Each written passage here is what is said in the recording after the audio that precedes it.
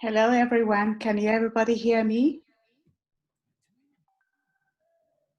Can you hear me? Sam, can you hear me? I'm just checking to make sure I can hear the mics. Can you hand over the host? Yes, I can hear you. Thank you very much.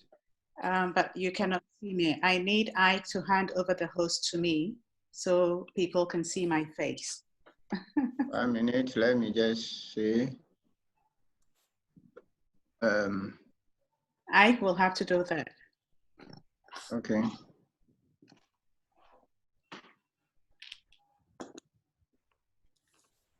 That's done. Thank you. Hello, everyone. Good evening and welcome to the Leadership Platform for CTL Africa. If you can hear me, please put in the chat 1. The chat box should be okay. Awesome. Thank you very much. So this is how we're going to interact when you do have comments that you can put messages, or if you cannot hear us, put it, a message in the chat. So this is where we will be making comments. And then on the far right, you will see the Q&A sign where when our host has been able to give his presentation, you will be able to ask questions. So the chat is for if you cannot hear us, or if you need comments, to make comments, you can use the chat, and then the Q&A is for questions to be addressed to our host and speaker today. So good evening, everyone, and welcome once again to the Leadership Platform of the CTL Africa. My name is Sarah Jessie Appiah, and I'm a partner coach with CTL Africa. We'll be hosting several weekly webinars like the one we are having today over the next 2 months, and our host and guest today will be telling you more about what we have in store for you. So without much further ado, I just want to say our host today is Samuel Ayim. He is such a modest person, he doesn't want to be introduced, but I know definitely he will be telling you in his presentation, his journey, and also who he is. But I would just like to let you know he is the CEO of CTL Africa, which is the Center for Transformation Leadership. So without much further ado, I'll hand over to Sam to take us through what he has for us today. The title, he will let you know. Okay, Sam, over to you. Thank you very much, Sarah, and welcome everybody We are excited at the Center for Transformational Leadership that you've made a time to be with us this evening. As a way of welcoming you, we know that because it's a webinar format, you cannot at this moment speak, but as we go ahead at the right time, we would give you opportunity to interact with us. But for now, please let us know who you are. We would like to know you. So just in the chat box, type your name, where you work at, or the company you work at, and possibly your role. And we also know that we have people from outside of Ghana joining, so you just also state your country. So like, I'm Samuel Ayim, the CEO of Center for Transformational Leadership, joining from Ghana. If you do that, it will be very good for us so that we'll know you and we'll acknowledge you at the right time. So just by way of introduction to this initiative of a leadership platform, for those of you who are joining any of the events of the Center for Transformational Leadership for the first time, I just want to welcome all of you, and we want you to know that we appreciate you.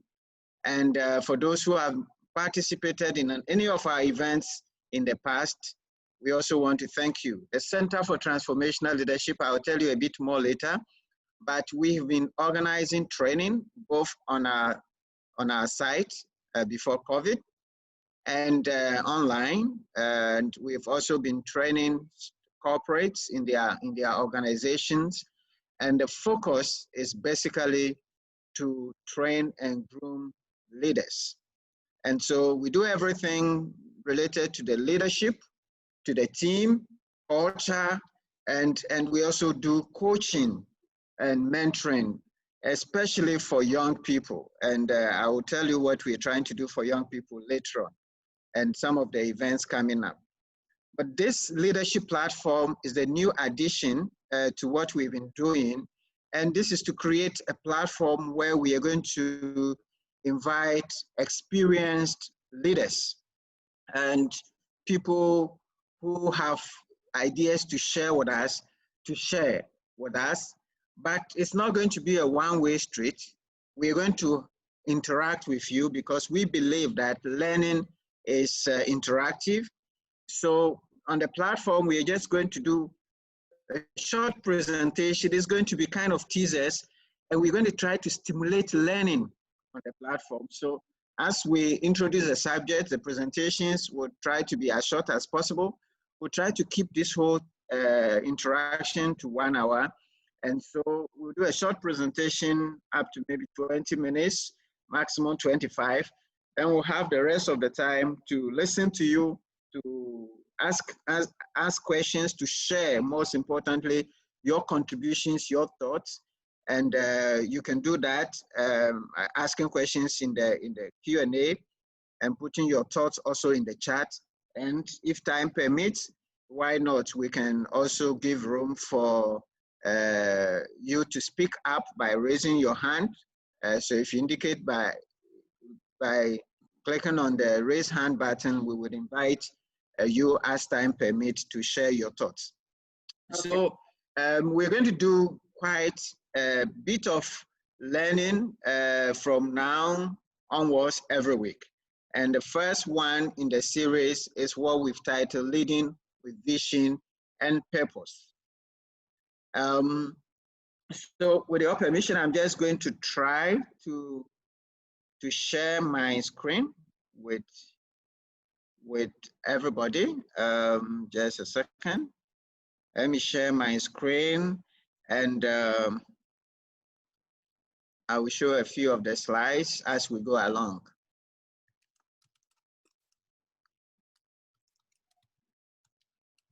All right. If you can see my screen, just indicate yes in the chat box, and Sarah, you confirm to me if people are seeing the screen. Yes, I am seeing the screen. Please make Isaac co-host so he can share Facebook. And all right. So we're going to discuss leading with vision and purpose. And why is this so important? Let me just start by showing you a couple of pictures.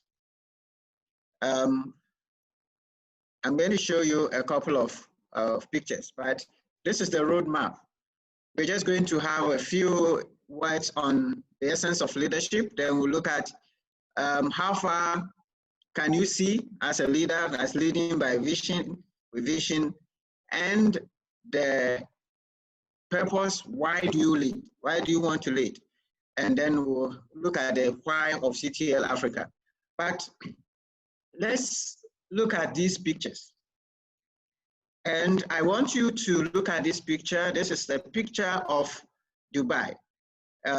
Those of you who have been to Dubai will probably recognize some images here. If you haven't been, this is an aerial picture of Dubai as at 1991 and as at 2013.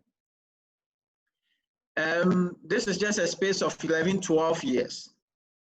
Dubai is complete desert, sandy area. There's nothing to be seen on this space of land as at 1991.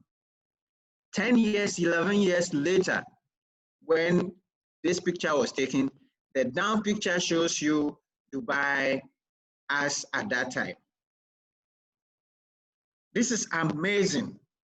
And I'd like you to, as you look at the picture, just share how you're feeling and what you're thinking about these pictures as we go along. And as you're thinking about that, I'd just like to share a couple of quotations for you to see the thinking behind this kind of achievement. And that's what we're going to do. What was going on in the minds of the people, and particularly the leader who led this transformation of a country like this. And the leader is Sheikh Mohammed bin Rashid Al Maktoum. And Mohammed bin Maktoum says that the word impossible is not in a leader's dictionary. It's very, very interesting that it is not in a leader's dictionary to, you know, the word impossible is not there.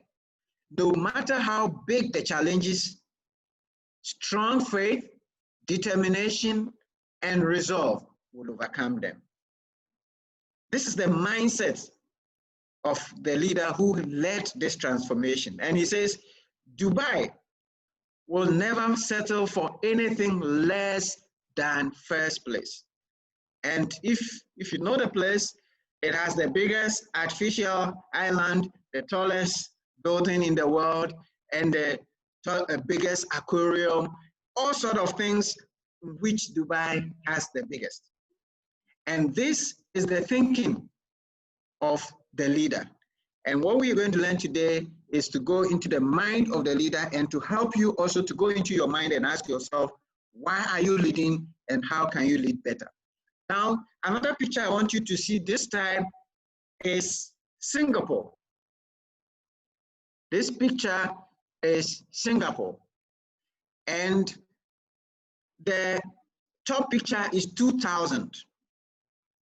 And now, this was taken maybe several years ago, a few years ago. So the now picture there shows you the transformation from 2000 to, this was like 2015, less than, actually, this was about 10 years old, this picture.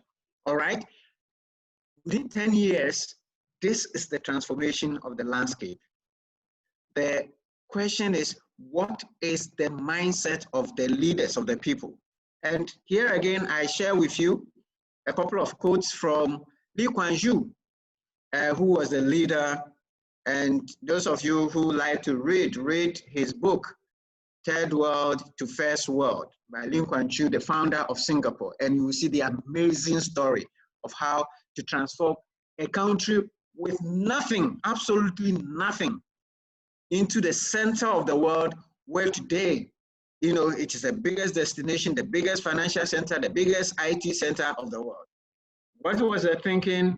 Lee Kuan Yew said, a nation is great, not by its size alone. It is the will, the cohesion, the stamina, discipline of its people, and the quality of their leaders, which ensures it an honorable place in history. And he says, no, your job as a leader is to inspire and galvanize, not to share your distraught thoughts. You make your people dispirited. And when you hear a leader complaining, and if you're a leader and you are a fan of complaining about the people, complaining about the situation, complaining about everything, please, that's not your job. It is not the job of a leader to start complaining about the situation. The job of the leader is to get the situation changed. And that's what these two leaders show us. And there are many, many, many leaders who have transformed situations, countries, organizations, homes, churches, all over the world. And the thinking is to understand that the leader's job is to inspire, to galvanize, to change.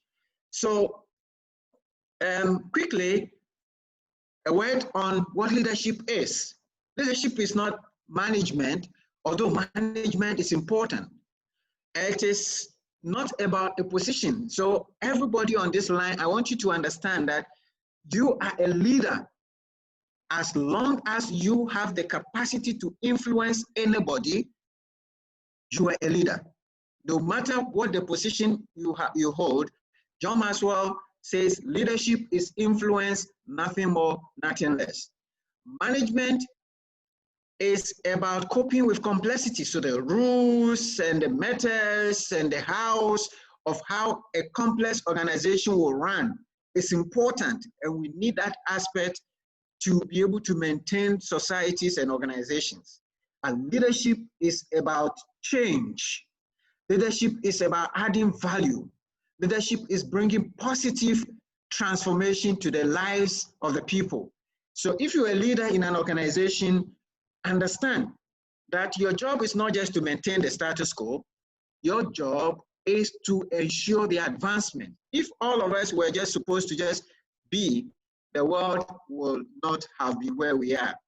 Like my friend tells a story of somebody who visited his friend, and as food is served, and most of you probably are Ghanaians, and the fufu bowl is placed in front of them, and the visitor is watching the host, and the host sees all the meat on the fufu is in front of the visitor. He holds the bowl and turns the bowl around, and as you know, as he turns the bowl around, all the meat comes in front of the host. The visitor holds the bowl and turns it also around and say, the host says, geographers are bad. They've turned the world around like this. So he turns the bowl and the meat comes in front of him. The visitor says, if they have turned the world around like this, let it remain as it is. He turns it and the meat comes back to his face. Now, if we are just going to maintain the world as it is, then there will be no need for leaders. But ladies and gentlemen on the call, I want to encourage all of us to understand that that is not the call of leaders. The call of leaders is to transform, is to change. And the question is, how do we do that? And there are several ideas. But today we are going to just share two ideas about how to be able to galvanize people, how to inspire people, and how to get people to follow our lead, to influence people, which is the call of leadership.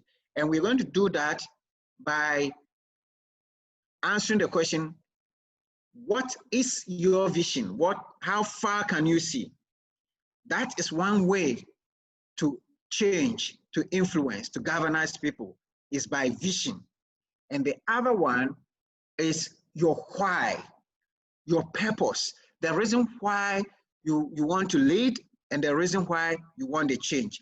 Absolutely very critical. And we're going to look at those briefly, and then we would open the floor for discussions. All right. So now the question is, how do you influence the world? I'm going to put up again the slide and share a quotation with you. The first one is, you do that through vision. Now, okay. All right.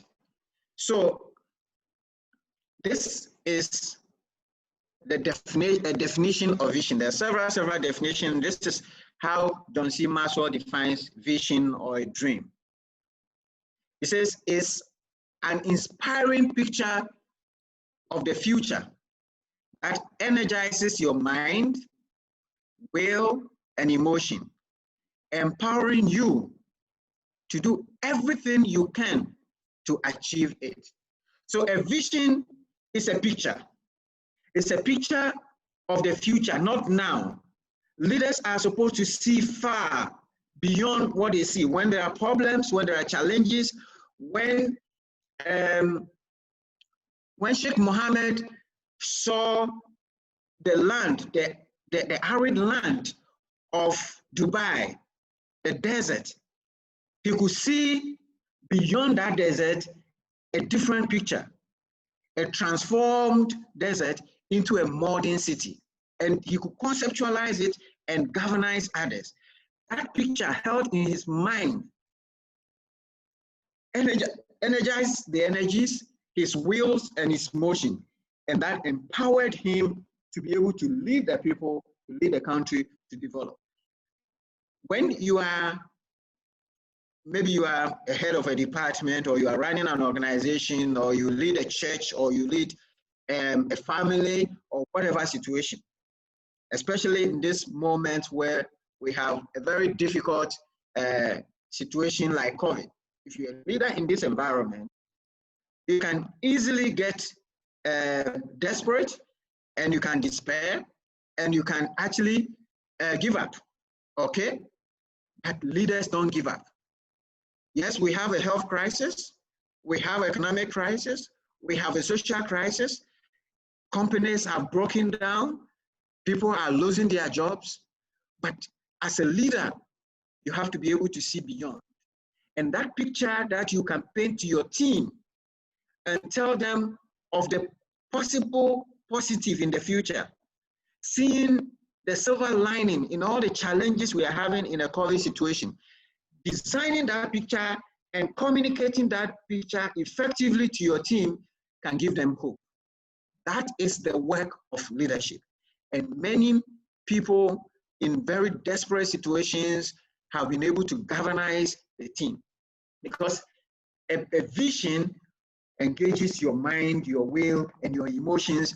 And as it empowers you to do something. It's not about just daydreaming or wishing that things will happen and wishing that other people do it. No, that's not a vision. It's a vision is one that you yourself are committed to doing and getting it done. It is so important. The Holy Bible says, where there is no vision, the people perish. And Dr. Miles Monroe says, vision is the source and hope of life. The greatest gift ever given to mankind is not the gift of sight, but the gift of vision. Sight is a function of the eye. Vision is a function of the heart. Ladies and gentlemen, I will want to encourage all of us, because, you know, we've seen companies, organizations just staying as it is for 10 years, 20 years. We've seen our own countries, several countries in Africa where we are having challenges and we're going around the same problems that we have and we keep complaining and talking about it. It is not enough to have good intentions. We need a vision that energizes us to take action to do something. And if we are leaders and we are not getting people to be on our side, one reason could probably be that we don't have proper vision for the team. And where there is no vision, we will go around. So we're looking for leaders who can dream, who can see beyond, who can then, through that dream, energize the troops to do much, much, much better. All right? So that's the first point that I wanted to make on that. But you can have the best dreams ever. And you can draw up the design of the future. But there is something more that you need. Good leaders would have great dreams, but great leaders will have dreams underpinned with a purpose that is higher than themselves, a purpose beyond you. You see, a lot of us are motivated by, materialism, by our selfish interests.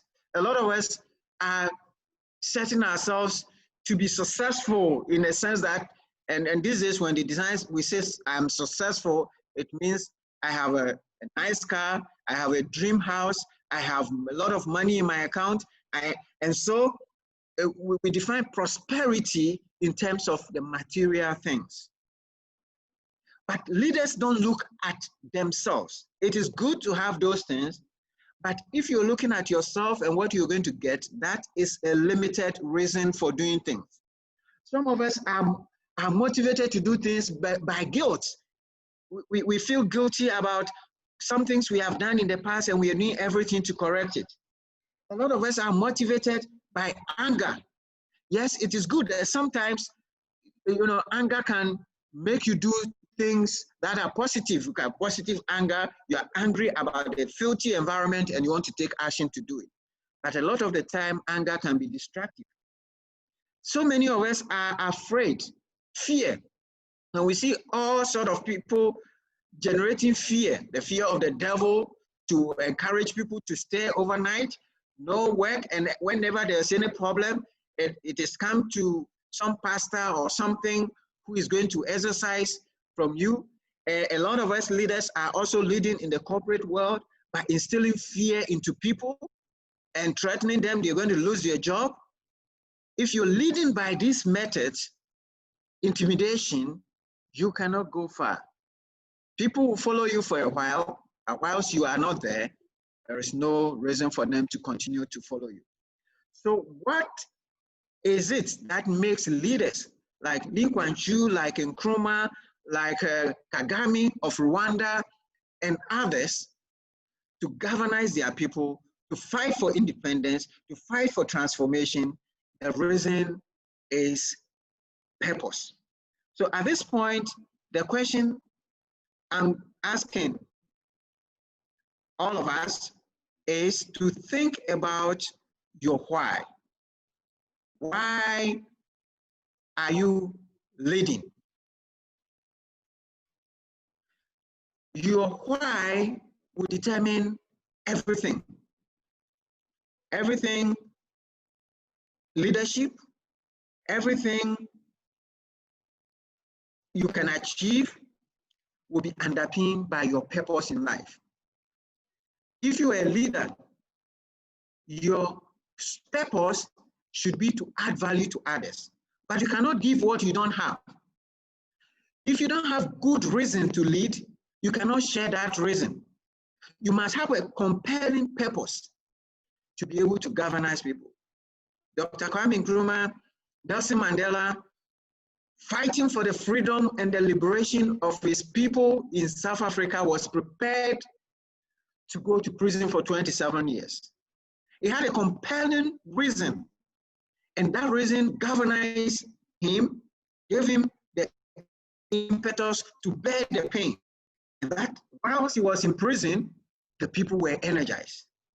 All of us have our stories being written. We have our life is a story. Where you are today is a result of what you did with your life yesterday. And what you're going to do tomorrow is going to be the result of what you are doing today. But the question is, what is it that is motivating you to be able to do that? What is your end game? Is it just going to be materialistic? I want to be the first millionaire in the world. It's good to be a millionaire, but that's not enough reason to galvanize people. You must have a higher purpose. As a Christian, I believe that God has a purpose for each one of us. And the reason sometimes we're finding challenges in our life is that we don't have a clear understanding of our purpose. And so I'm going to share with you, a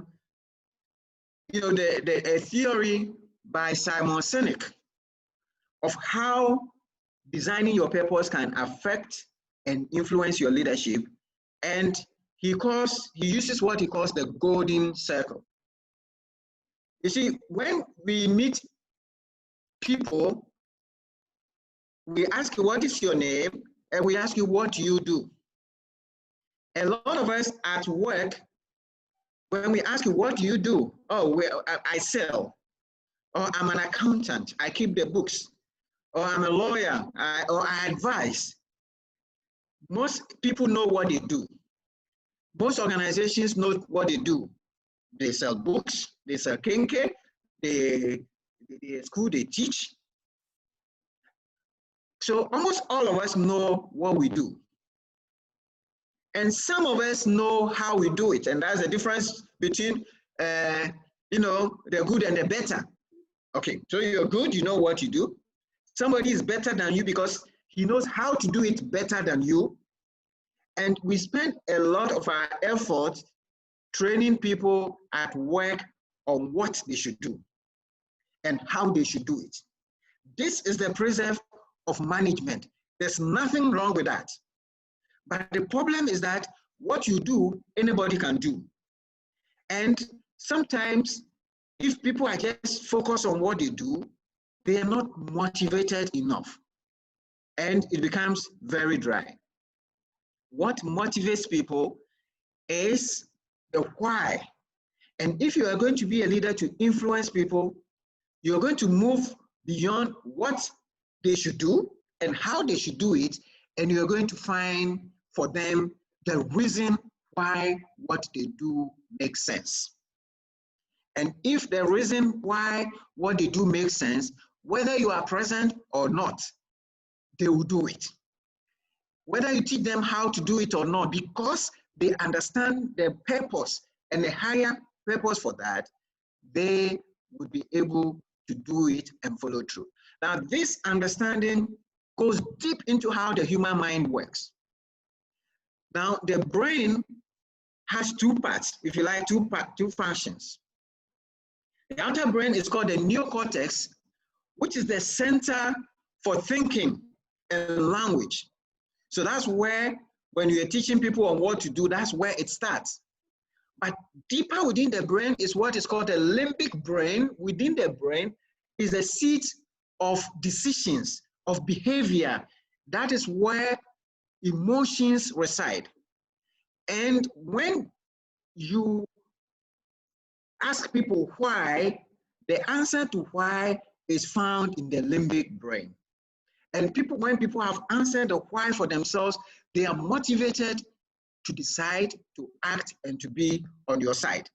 So I wanted to share this for us to understand that as leaders, we need to have a higher purpose. We need to have a higher vision. It is not enough to tell people that, yes, we have to be number one, or we have to sell 100 million coconuts, or we have to sell 2,000 shirts. That is fine. Everybody is selling shirts. you are selling shirts. Why should somebody buy your shirts and not the other one? Everybody is sewing Africa wear. Why should somebody buy yours and not the other one? When you have a higher purpose and you are able to communicate that higher purpose, you will see that you may be selling the same African wear, even at a higher price, and people will buy from you because you've been able to let people know your why. Okay, that is the essence of knowing your why. And knowing your why is so important because it gives you clarity, and I put up there, it gives you clarity, it gives you focus, and it gives you confidence. When you know your purpose, your why, it enables you to connect better with your team. You're able to communicate the reason why, you're able to understand their feelings. In fact, when you know your why, it enables you to even recruit people who share your vision. Your why will fuel your passion, and it will enable you to cope in times of change and adversity. It will give you better results because the people will be working from deep within their hearts. And it will also help increase your influence. It is absolutely important that we as leaders understand our why, because if you don't understand your why, it's going to limit your performance. It's going to limit your level of attainment, okay? So I think I've spoken for quite some time now. I'm going to try to stop here because, as I said, we're not going to be speaking for too long. We'll give you the platform also. Now, Simon Sinek, who developed this concept of why, and I'll encourage you to read his book, Start With Why, says people who love going to work are more productive. The essence of communicating your why to people is that you want to give them a reason to love what they are doing. You want your team to understand that there is a higher purpose. It's not just about coming here and sewing dress, but there is some intrinsic value beyond what they are doing. And when they love coming to work, they are more productive and they are more creative. And they go home happier. A lot of us are working our heads off, and every morning we are waking up, we're tired of going to that place, and we don't know why we are going, and we are saying, why am I still here? Well, maybe because of the bills. That is not a good reason enough. If that is the only reason you're going to work, you go every day tired. But if you have a higher purpose for doing what you're doing, it can enable you to energize your team. So at this point, I just want to spend a few minutes to share with you how to discover your why. Simon Sinek says there are 3 steps to discover your why. The first step is write down your story. Go into your memory lane, think about the significant events that have transformed your life and document them. And as you do that, you will see some recurring themes that come out of those stories. It says, distill from those themes why those things happen. And as you distill those themes, you can draw down to your purpose, your contribution, why you came into the world. And I follow this, and I'm going to share with you how this came to me. I had done this before reading Simon Sinek's theory and understanding it. I didn't follow it this same way, but I have been working in the corporate world for 25 years. And the day I was 50 years, I was just not quite sure why what my whole life is about. As a general group legal counsel for the EcoBank Group for several years, I hit 50 and I was asking myself, is that all life is about? And I designed a presentation for my team. I used to lead legal teams from across 40 African countries. And as I designed the presentation, the theme of the presentation was Awaken the Giant Within You. I tried to go back to see what are the things that have motivated me. And I found within my story, you know, born in a village, walking 7 kilometers to the nearest school, barefooted, you know, struggling to go through school, nobody to help me. And, you know, by the sheer grace of God, going through university, doing all sort of odd jobs to come out and getting the right grades and becoming a teaching assistant, and then looking at myself as, you know, the group general counsel for a group of a $25 billion group.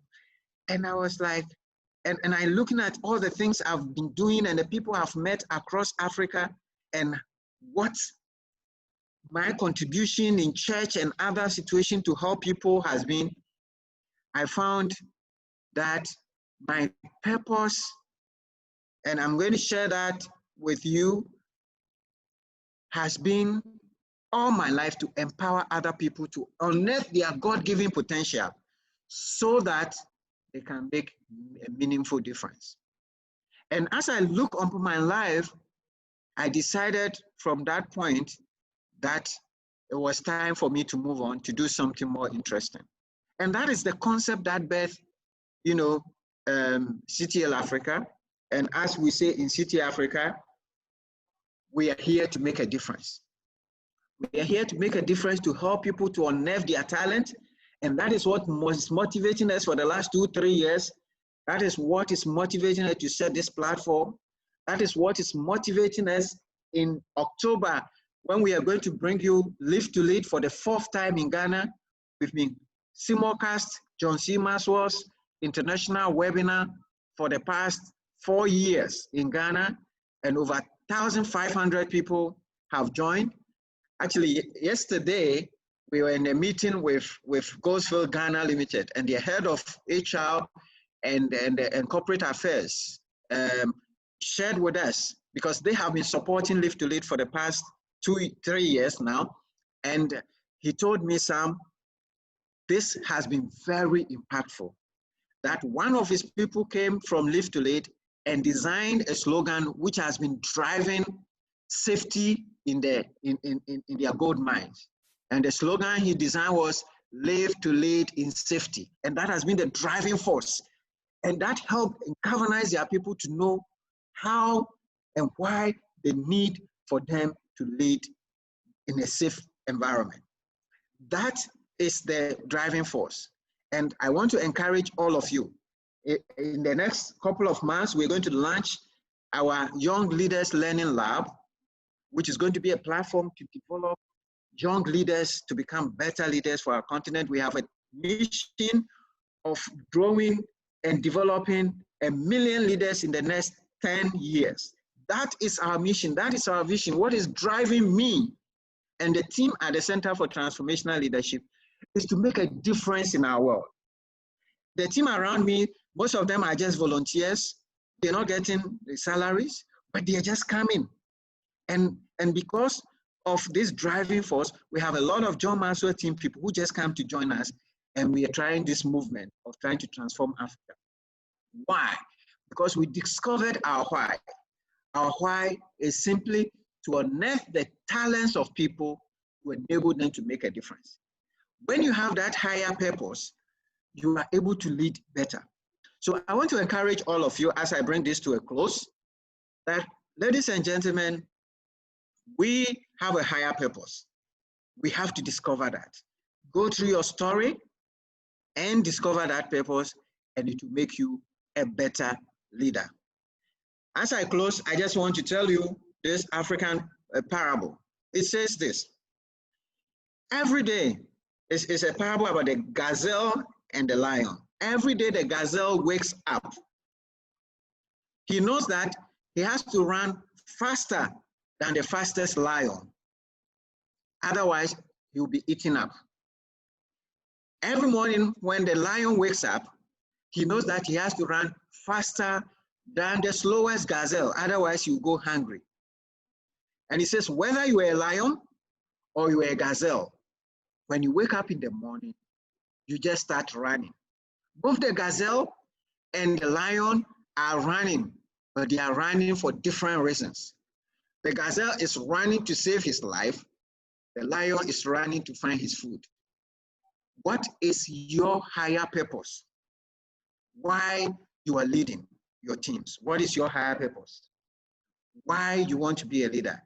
I want to end here, and I want to open the floor. You can put your questions in the Q&A sessions, and Sarah will pick them, and we would look at them and then try to address them. If you have some comments, also put them in the comment section, in the chat session, and then let's have a discussion. Thank you very much, and thanks for being with us. We encourage you to go to our Facebook, to go to our YouTube channels, our website, and go to the Live to Lead website and read about the upcoming Live to Lead. In fact, the channel is already open. This year, Live to Lead is going to be virtual because of COVID, and already over 200 tickets have been sold. We're aiming to sell just 500 tickets. 200 have been sold just this week that we've launched Live to Lead. So we encourage you to go on the channel and review the form, and please subscribe to Live to Lead, and we will give you more information as time goes on. Thank you very much.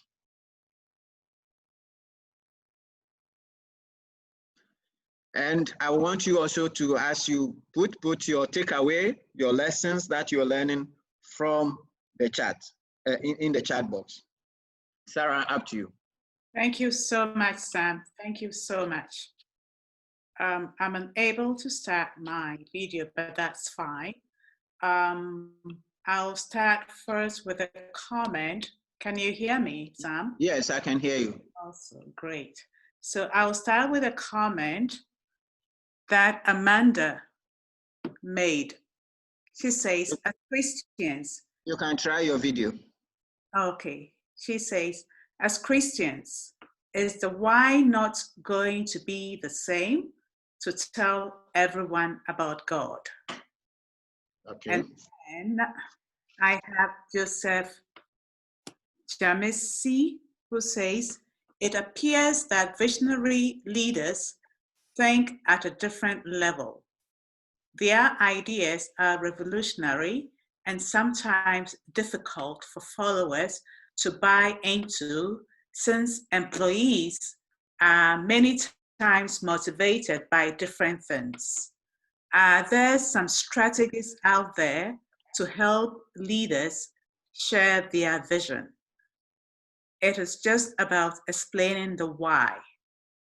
How can we get followers to follow the vision?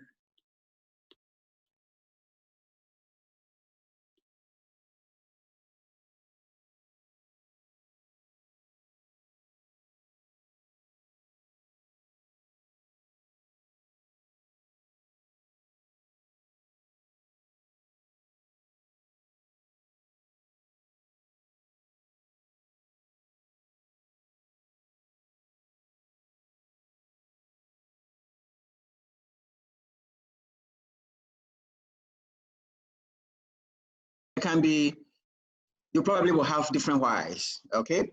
You can have your spiritual why, and for Christian, yes, you know that the purpose of a Christian actually is to worship God. That's that you were created to worship God, you were created to serve God, you're created, and on that, I would encourage you to read Rick Warren's book, The Purpose-Driven Life. And that is your why.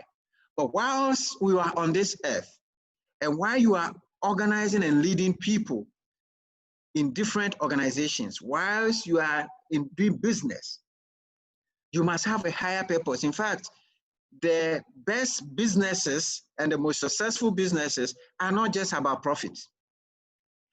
Each of the successful businesses have a better and a higher why, the reason why they exist. And if you don't have that value, it's called the values. If you don't have strong values, then, you know, people just come for money and then the end story will just be, you know, they will just quit, and the next time somebody gives them higher money, they will go. But when people know that they are here in this work because they are contributing to a bigger purpose. I'm connected with an organization called the Village of Hope. And the director of the Village of Hope is a friend. He was my best man. And when he's starting the Village of Hope, you know, he's finished university and he had offers from different people that, you know, different organization, banking and so on. But he decided that, look, there's so many poor people in this world. There's so many destitute people. And why am I going to spend all my time looking for money in a bank? I can better serve the world by helping to better the life of destitute people. So I'll prefer to go and set up this orphanage and run it. Today, hundreds of orphans have been given opportunity in life. And that is a higher purpose. And once he's serving that higher purpose, he doesn't go hungry. You know, so that is what it is. Now, the other question is, what strategies do you have to communicate vision and that leaders have a higher, purpose? Yes, leaders must see further. You must see more than others.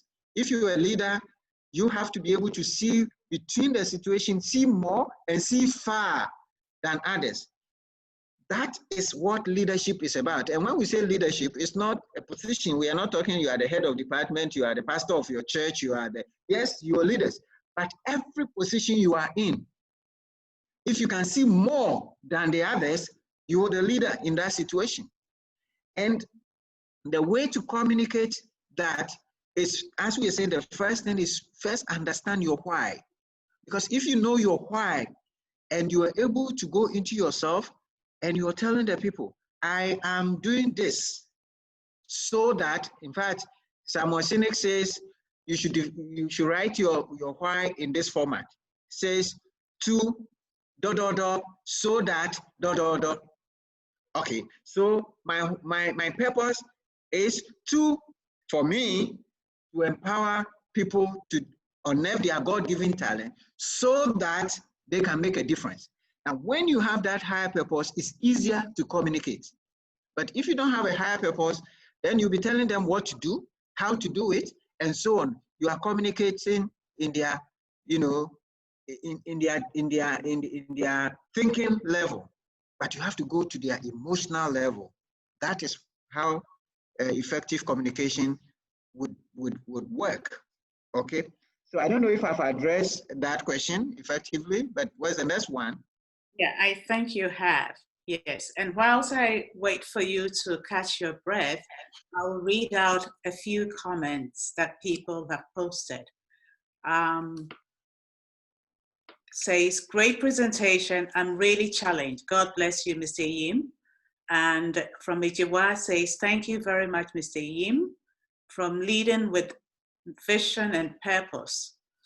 That's the name of the person. Say, great presentation, Sam. And from Relatus, he says, so inspiring. Some people are experiencing network challenges. So we will kindly ask you to go to our Facebook, which is being streamed live now. Isaac did put on the link. For those of you who are experiencing challenges, you could be able to see better on the Facebook. All right, so I'll go on now to, let me go and pick up a few of the questions. Mr. One second, I'll just make it bigger. Okay, Mr. Yedu, oh no, it's not the first one. 1 second. Okay. Oh wow, we have so many questions, Sam. Get ready. Okay, let me start with, okay, Mr. Christopher Adebo, you said you need a slice. Okay, we will have this sorted out. Galaxy. J4 says, Sam, you did mention about 3 steps and they have just 1 step out of the 3 steps. Okay, the 3 steps. The first one is write your story. Okay. The second one is distill the themes.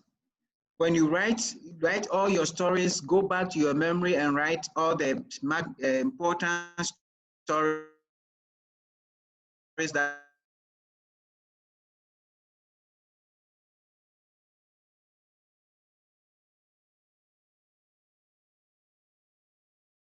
down your why statement. And your why statement should be written like this: to so that it should be just one sentence. Okay, you can have several why statements from the various stories, but as you distill them and you refine them, you would come to just one core of why you do the things you do, the things that influence you, your behavior, and that will be your higher calling for leading and for doing the things that you do. All right. Great. Thank you, Sam. So Mercy Affair says, good evening. Please, I have a big problem and I need help. At times when analysis something's in my life, I find out that I have some good things in my life, but the fear is too much. At times feel like doing the thing and bring out the thing in me, but I will begin to have intentions that it will not be possible. And also something will tell me it will not. The fear is too much. Please help me to overcome that fear. Okay, and then Anonymous says, you made mention leadership is not management, although it is important. I would like to know to what extent makes management limited to leadership. And then the third one from Nayanka Binda, please, I want to know if leaders are born or made. You can take those 3 and then. All right. All right. So the first one is talking about how it gets gripped by fear. We need to discuss, and we do a lot of coaching here, so you can contact us. We would have to take the issues one by one and try to help you through it. But, you know, when you have a certain emotion which is driving you, which is hindering you the way you are describing, the way to do that is to begin to inject positive emotions into it. So you can do that by countering those emotions by beginning to injecting positive emotions. Read things that will energize you, will give you positive emotions. Listen to songs and tapes that will energize you. Then there is something that is called auto-suggestions. Speak to yourself. If you're a Christian, go through your Bible. There are several positive passages. List them and over recite them. Try to understand the value that God has put in you. And as you understand your importance and your value, you begin to realize that God has given you so much. Focus on the positive. Focus on your strength, and you'll be able to do that. Now, the next question was about leadership and management, and what is it about management that limits it from being leadership. Management is good. As I said, management is a system and process by which we are able to keep and maintain things. But leadership is about change. So there are 2 sides of the coin. There are some people who are very good managers. Give them something, they will maintain it, they will polish it, they will keep the system as it is, arrange it, and the way it is. But let COVID come and disrupt the way that business is done. Then they are not able to cope because they cannot understand. They are waiting, for example, for COVID to go so they can go back. There are a lot of churches that are waiting, for example, for COVID to go so they can go back. They have not realized that COVID has come to change the world in a very significant way. So if you have leaders leading your church or leading an organization who cannot see this dramatic change that is coming, that everything is moving from the manual to online, people are now working from home, and the leadership is not able to design things, that means they were very good when things are good and okay and stable. But when things begin to change, that is when you need leadership. And so that is where we're talking. So there are some managers who have good leadership skills, and so they're able to translate. But there are some managers who don't. Okay? There are some leaders who can bring change, but they also need the managers to maintain the things. So they are both very important. If you have both skills, hooray, you are the best. Leaders, yes, every leader was born. But you can learn to be a leader. Okay, so all of us were born by women. So in that sense, every leader was born. I'm joking. But the point is that, can people develop leadership skills? And the answer is yes. There are some people who are born because of their personality. They may have some of the attributes of leadership. It may come to them easily. They can easily adjust, easily change. They can drive, they can motivate and inspire. That's their personality. But even that talent is not enough. They have to work on it. Okay? They have to work on it. And if you have the talent and you don't work on it, you will not get it. If you're not even born with the natural leadership qualities, you can still learn. That is why the Center for Transformational Leadership is here, to help you learn how to become a better leader. I think somebody asked if you can share your vision. If you're going to be a leader, you cannot have a vision and not share it. Because then there's no point of having that vision. That vision is useless. You should be able to share your vision, but share the vision with the people that can help you. You're not just going to share your vision to people who discourage you. There are some people you share your vision and then they will tell you, no, you can't do it. By the time you go, they've killed the vision for you. So share with people who can reinforce it, who can help you refine the vision, and who can energize you. Yes. Thank you, Sarah. Awesome. It's 10 o'clock. Do we have more time to go, Sam? How does it look like for you? Because we have lots of questions. All right. What we would say is that we will be around to answer the questions, but we don't want to keep everybody waiting. If you think you have enough time to hold on, and then we'll be happy to have you around. But if for some reason you are not able to, then at this point, we just want to appreciate you and thank you, and say that you are free to go. But we will hang around for a few more minutes to take some of the questions. Okay, thank you. Perfect. So the next one says, Isaac, is from Eric Asari Murphy. He says, I'm Eric from Kumasi. I'm really thrilled with the kind of leadership skills I've just acquired. My question is, how do I design a leadership visionary portfolio? And Derek Esino says, I'm very grateful for being part of this meeting. My question is, how do you lead when you are not having a position of power? And Galaxy, we have already answered that, but Amanda had a follow-up questions that says, what are some good reasons to go into leadership for a Christian? So these are the next three that you can handle, and then we can go on to the next. The first one, I'm not very clear, but his question is, how do you design leadership visionary portfolios? Yes. I'm not exactly clear, but if I understand the question, how do you design a vision for yourself? Your vision of what you can achieve and what you're doing can come from your environment.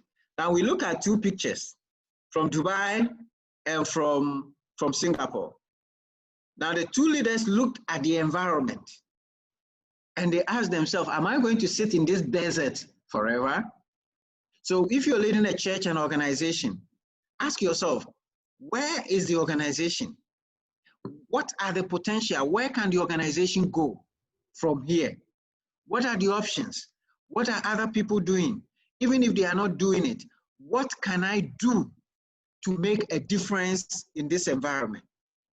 So ask those questions to yourself, and as you think about it and design those questions, what can I do to make this situation better? It is that process of continuously asking questions and beginning to do things better. From that interrogation, you'll be able to design, your leadership and your vision. Now, when I presented, the next question was, how can you lead when you don't have a leadership position? And that is one of the myths of leadership. We have been taught to think that leadership is about a position. And it is so because I don't have that position, I cannot lead. I want to encourage you to look for John C. Maxwell's book, The 360-Degree Leader. And there is another book, forgotten the author, but the title is The Leader Without a Title. That's the title of the book, The Leader Without a Title. Ladies and gentlemen, leadership has nothing to do with positions. People have changed the world without having position. People have brought ideas to change organizations when they are not the CEO. Everywhere you are, you can brighten that corner. You can come up with ideas that your CEO have never thought about. Leadership is about influence. So your ability to communicate, to think through, to see far, and to bring people around is very important. Now, if you are in an organization, yes, it is true. A lot of organizations have a hierarchy. And if you are in one of those organizations that don't have good leadership understanding, then they will stifle your initiative and creativity. But if the organization understands leadership, they would be able to tap into your resources. And wherever you are, maybe with your peers, you can influence them. You can influence people below you. You can even influence your boss. I can tell you, when I was a company secretary, several times I've gone to my boss, and what the boss was doing was probably not the best. I've found a way, sat with him, interrogate with him, and he has thanked me, and he has changed the way he did things. That is leadership. I'm not in the position, I'm not a CEO, but I'm able to influence him positively. And that is leadership. So you don't have to have a title to be a leader, all right? The follow-up question was, I just missed that one. From Amanda. Yes. Yeah. Let me quickly go up. Yes. Amanda said, what are some good reasons to go into leadership for a Christian? Oh, yes. Look, leadership, a lot of people are looking for guidance. They are looking for a leader. People are looking for people to energize them. So you go into leadership because you want to influence, you want to make a change, you want to make life better. The highest purpose of leadership is to add value to people. So ask yourself, what is the value you want to add to the world? What's going to be your contribution to the world? When you die from here, what will be your story? When you ask those questions, you will find good reasons why you should lead and you should influence people. So those are a few things that I can say. You can make the world a better place. You can imprint, you can change people's thinking. You can change the way things are done. You can change your environment. Ghana needs a lot of leaders. Not the ones that sit on radio and insult people, and not the ones that are stealing our money for their personal gains, not the ones that are telling their lies. They know the truth, but they don't say it. We're looking for people who have the people's interests at heart. We need them. So too many reasons for us to develop our leadership skills. Thank you. Yes. Okay, the next set is an anonymous attendee. After writing down your story, what do you do next? And then, yeah, okay. After writing down your story, what do you do next? Okay, let me encourage all of you to look for Simon Sinek's book, Start With Why. That's the title of the book. And he has very detailed presentation for individuals, for teams, on how to develop your why. Now you write your story, and to do it well, you need somebody to help you. You need a partner. You write your story, you tell them your story, they help you to distill the themes that are coming out of the story. I told you my story, and we don't have enough time to go into all that. But where I grew up and nobody to help me, I have to hit my head around to be able to find my way through school. And when I see the number of people who are coming to me for help, for guidance, and the number of people that I've paid school fees for, and when I look at all my story, you know, how my mother died when I was just about to write my O-levels, and I have all my 15 other siblings I'm the firstborn to take care of. Those stories, after I went through all those things, and how after sixth form, just national service, I was just paying school fees, I could see that my whole life, what was running through was trying to help people to become better, talking to people, encouraging people. When I was in the university, I had to, in my church, you know, try to help set up the church so that the people there can get a better understanding of the scriptures. And after going through my story, I find that that is what I made for. The purpose God made me on this earth is to help people, empower them. So write your story, distill the themes, and write your purpose statement of why God made you.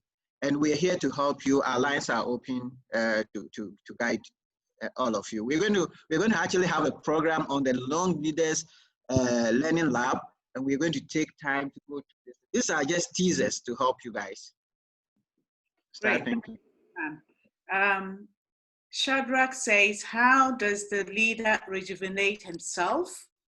And Christopher, okay, that's the slides. And then Relatu, I think, he says, how can I be an inspiring leader? And Kwame Essien says, great presentation. What are your plans for collaborating with public schools in Ghana to share some of this leadership vision ideas with the soon-to-be graduates in SHS and university and colleges, etc.? That's a great question, and Sam will take that. I'll add one last question, last but one. You made mention leadership is not management. That we have answered. So Sam, take up those questions that I've just read out. How does a leader rejuvenate himself? By continuously growing. Guys, a lot of us finish school and we stop learning. We don't read anymore. We don't do anything about our skills. We don't develop ourselves. We don't go to seminars. We are not prepared to pay anything to improve ourselves. The only way you can rejuvenate yourself and grow as a leader is to become like a child, okay? Leaders are learners, continuously learning. Get a coach or a mentor, somebody that you can go to share ideas, to sharpen you. Iron sharpens iron. Check the people you spend time with. Spend time with people who will rejuvenate you, who encourage you, who push you. And you have to decide that there are some people that you don't want them in your life because they are going to be subtractors. So those are a few things you can do, all right, that you can do to rejuvenate you. How can you become an inspiring leader? Know your why. That is the only reason. Have a purpose beyond you. It should not be what you're getting or your comfort. If you don't have a purpose beyond you, you cannot inspire anybody. So know your why. Have a purpose. Have a good reason why you want to be a lead. Kwame's question about our plans to cooperate with schools. Well, we have already started actually. We have our annual event, Live to Lead, and we try as much as possible to encourage a lot of young people to come in. We have had discussions with a business school in the University of Cape Coast. We had done Live to Lead there, first one. we were going to do it, the second one, until COVID came. We've had discussions with the Dean of the Business School at the University of Ghana, and we're designing the Young Leaders Learning Lab.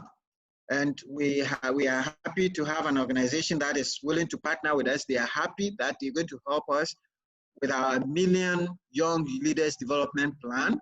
And so we are working on that. We are setting this platform we are calling the Young Leaders Learning Lab. And there are things that we don't learn in school. They teach you accounting, mathematics, economics, and things, and you come out of school and you know that you can't do anything with that.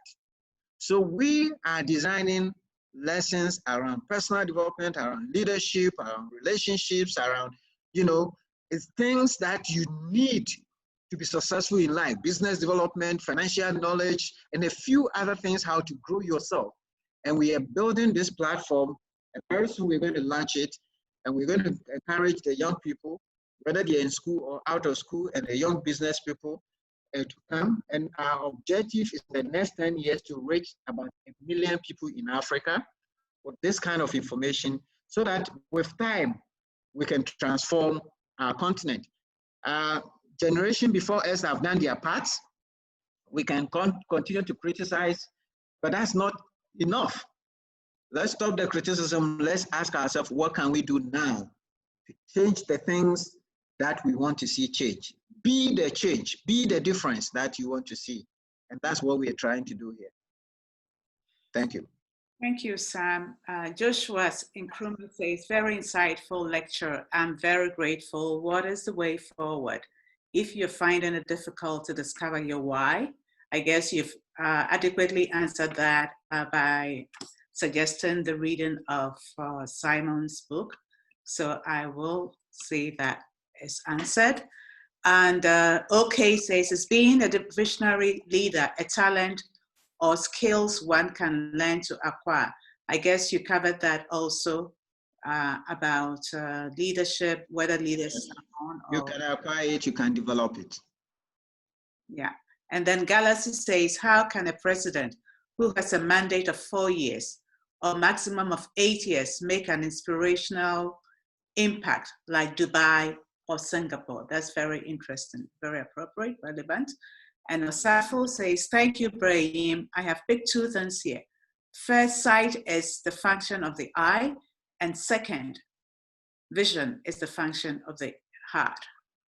Okay, so answer the other ones, and then I'll go through quickly.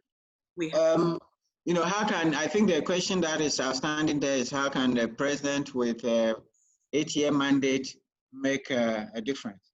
Yeah. In the American Constitution, they have the same term mandate, 4 years.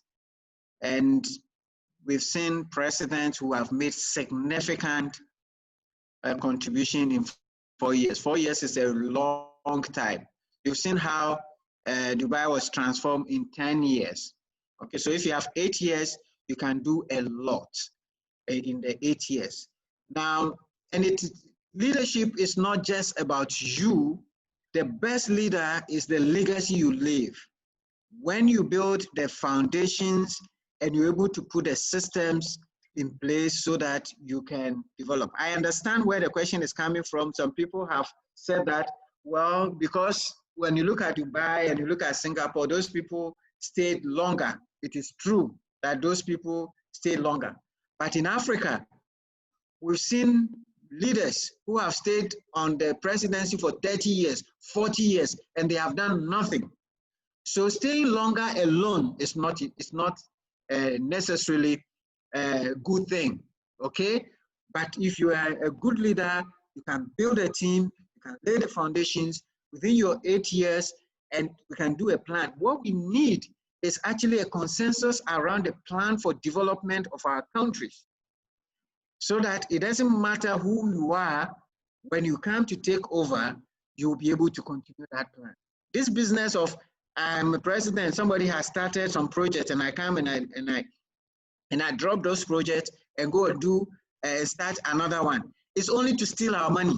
They start the new one so that they can have their share of the percentages in their pocket. Because the first one also, when they started it, they stole part of the money, so the project could not be finished. If they were spending the money on the project, they would have finished. And even if they didn't finish, there will be enough money to continue it. But by the time the next president comes, the first one has chopped all the money. And as they say, they have left with the bones. That kind of system and thinking of people who call themselves leaders cannot take us forward. We need to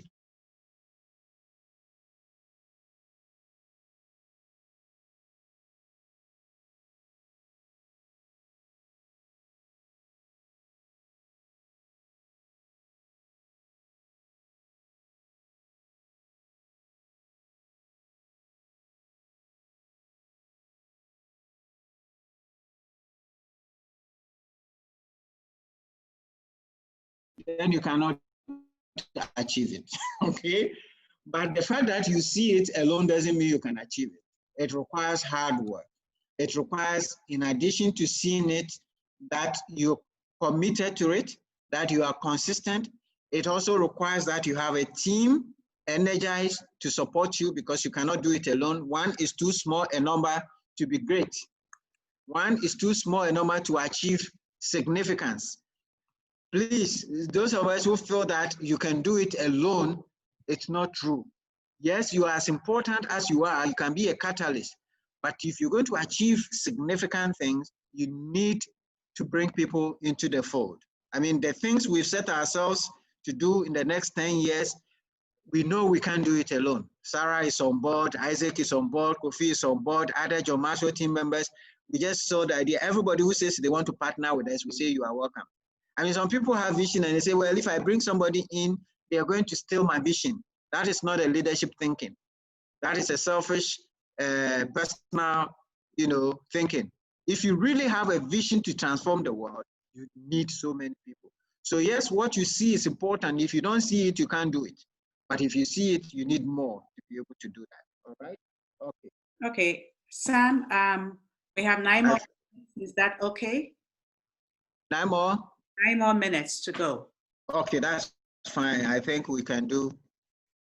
Perfect. Okay, so I mean, the questions, the Q&A, more or less, we've taken the key ones and others are repetitions. So somebody is asking when the next presentation we're going to have every week. Next week, we have another insightful presentation. We'll share the details with you. It's probably going to be on communication. And some people are asking questions about how you communicate your vision. Make a date for next week, the same time. You're going to have another presentation, maybe not by me, by another person who's going to share on how to communicate better or something else. We have series of lessons. We're going to learn how you're going to lead by emotional intelligence, how you lead by self-awareness, how you lead by several aspects of leadership we're going to deal with on this platform as we go along. Okay, and Sam, a lot of people are asking about the slides. Where can they access this? Okay, we will share the slides. Isaac will tell me what to do, but we'll probably share it on our platform, on our platform, so that you can, once you've participated, you'll be able to access it on our platform. Okay, so we will share it. We will share the slides. Okay, great. Thank you. And how long do you think these series will last? If you could give the participants an idea as to the duration. Well, our objective is to make this a constant feature of the CTL products.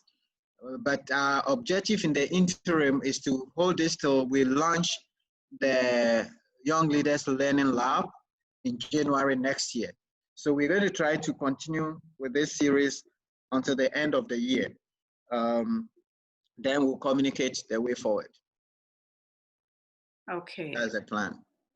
Awesome. Right. And one last sentence from Relatus says, how can I identify my given potential? Okay. I think that's what we have tried to do. You have to know yourself, and knowing yourself by looking at your stories. There are other tools also that you can use to determine, to determine your personality, to determine your skills, to determine your potential, your competencies, and so on and so forth. All that can help you.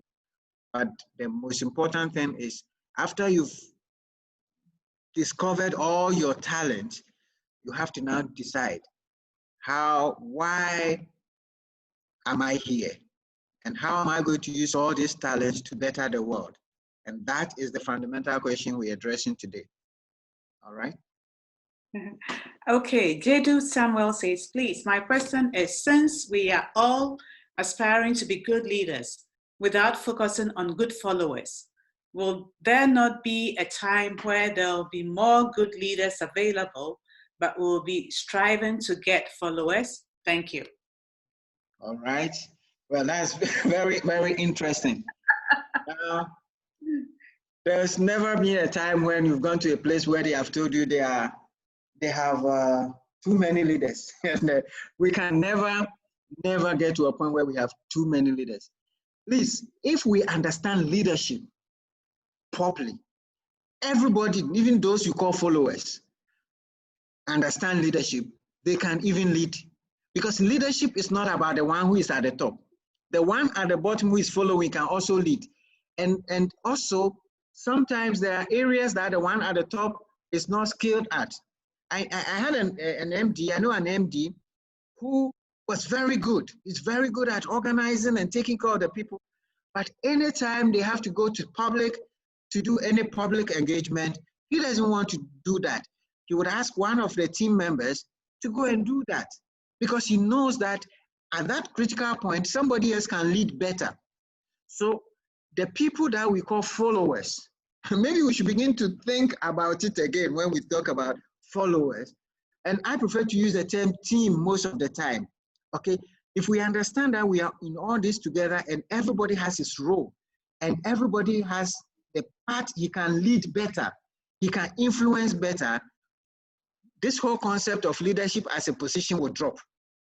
And we would understand that the whole objective is one team, one purpose, one direction, and let everybody understand that within the team, everyone is leading everyone, and we are all going the same direction. All right. So that would be my response to that question. Okay. Great. Anything else? Yes, I'm looking. Right. So guys, please put your takeaways. We will appreciate to know your feedback. Help us to know what else we can do better. We are willing to learn. So please share with us your thoughts, your experience with this, and what we can improve. And please make a date for next week.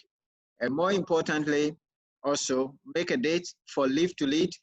You can join those in the US, there are sites in the US, but we want you to join from the Ghana site. It will be very useful. In fact, even some from the US will probably be more expensive. The Ghana site is cheaper by the arrangement we have. It's going to be online. It's powered from the John C. Marshall Company with us, and the Gold in Ghana with Goldfields Ghana Limited. So join us, go onto the line and register, take your seat for Live to Lead 2020. It's in October 9th. Thank you very much. Okay, before Sam signs out and say goodbye and his concluding remarks, I just want you to visit our website, which is www.leave-ctl-africa.com. Isaac had posted this in our in the chat box, so you can have the link over there. He's put it there, so you can quickly just copy that somewhere. And someone is suggesting that we should have a WhatsApp group to be able to share the slides. Right. Okay. That's an idea. Yeah. So thank you so much. We're thinking of WhatsApp, but a lot of people are concerned that there are too many groups, and then it keeps feeding. But we will get you the slides. Everybody who has participated, we have your contact. We will share the slides. Okay. Okay. Thank you very much. Thank you, everyone, for joining. Thank you, everyone. Say hi and take care of yourselves. Stay safe. Wash your hands. Sanitize your hands, keep a distance, and stay safe from COVID-19. God bless you, and God bless our purpose. May God give us all our purpose. In Jesus' name, amen. Amen. Okay.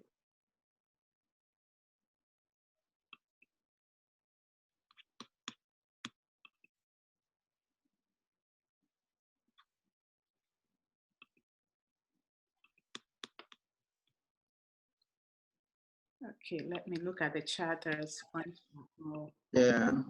Oh, it's just saying thank you. Stay safe too, and thank you. Yeah. Okay.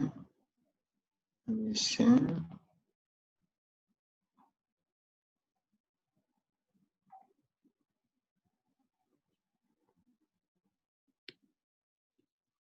All right. So yeah, you have the host, so you can end the call. okay, let me see.